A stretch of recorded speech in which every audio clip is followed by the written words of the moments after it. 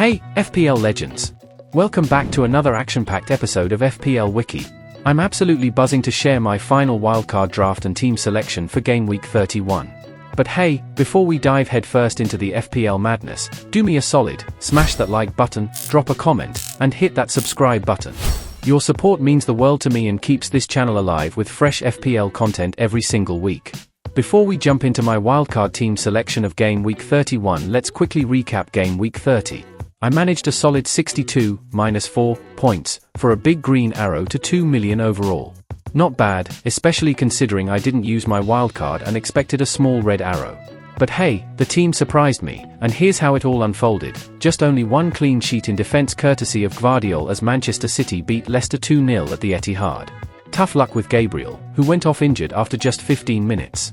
Crystal Palace conceded their first goal in 6 away matches despite only allowing Southampton 0.5 expected goals. Mohamed Salah blanked for the first time in 9 matches despite Liverpool's 1-0 win in the Merseyside derby at Anfield. Brian Mbeumo scored a penalty when Brentford lost 2-1 to Newcastle at St James Park. Justin Kluivert missed out due to overload and muscle tightness. Fortunately, Anthony Elanga replaced him off the bench. The Forest forward scored an incredible solo goal against his former side Manchester United when Forest won 1-0 at the City ground. Jørgen Strand Larsen scored his 3rd goal in his last 2 matches and his 10th goal of the season when Wolves defeated West Ham 1-0 at Molineux. My choice to captain Omar Marmoush paid off big time with another goal, his 5th in 6 matches. It wasn't all smooth sailing though, taking a -4 hit for Jean-Philippe Mateta backfired as he blanked and was subbed off early. But overall, Game Week 30 was a success. Now let's get to the exciting part, my wildcard team for Game Week 31. My squad value is a modest £101.6 million, so I've had to make some tough calls. I have activated my wildcard chip already and this is my final team barring any issues. In goal, it's David Raya. The Arsenal number 1 has 119 points so far this season, which is the 2nd highest points for a goalkeeper, just behind Matt Sales, who has 133 in the league. Arsenal have conceded a league-low 25 goals so far this season and have kept 11 clean sheets, which is the 2nd highest, just behind Forest's 13. In defense, we have Daniel Munoz, Joko Gvardiol, and Tino Livramento. Livramento earns his spot with Lewis Hall out for the season. Newcastle's defense has 9 clean sheets this campaign, and their run of fixtures looks juicy. Dan Burn, sitting on 8 yellow cards, could face a suspension, so Livramento steps in as a smart pick. Newcastle have kept 9 clean sheets so far this season and have a nice run of fixtures to finish the season on. In midfield, we have Mohamed Salah, Bukayo Saka, Ismaila Sarr, and Anthony Gordon. Only Mohamed Salah has created more big chances, 21, and provided more assists, 17, than Bukayo Saka so far this season.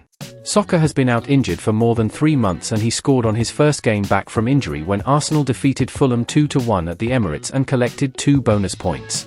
Ismaila Sarr has been on fire, scoring 7 goals and 4 assists so far this season, and he has 3 goals in his last 2 games. Palace have a double upcoming and they also might have more coming if they reach the FA Cup final. I went for Sarr instead. Ease was to save money to afford Anthony Gordon, who has 6 goals and 6 assists for Newcastle so far this season. Newcastle has an upcoming double game week and he has taken 54 shots, which is the 2nd highest for a Newcastle player, and he is also on set piece. Up front we have Omar Marmoush, Jean-Philippe Mateta, and Alexander Isak. The Newcastle player who has more shots, 70, than Gordon, Alexander Isak, is back in the team after he was sold for Erling Haaland in blank Game Week 29. He has 20 goals and 5 assists so far this season. Only Mohamed Salah, with 44, has more goal involvement than the Swedish striker, who has 25. I haven't played my triple captain chip yet, and I'm looking at Isak for his double game week to activate it. On the bench, it's Alphonse Areola, Morgan Rogers, Nico Williams, and Ezri Konsa. Forest have been one of the best defences so far this season. They have 13 clean sheets, which is the highest in the league. And I'm betting on Nico Williams improving his 1 goal and 1 assist stats now that he's moved to his preferred position of right back with Ola Aina injured. If Aston Villa reaches the FA Cup final, they will have more than 1 double game week, so I have 2 Villa players and the West Ham number 1 on the bench. And that's it, legends.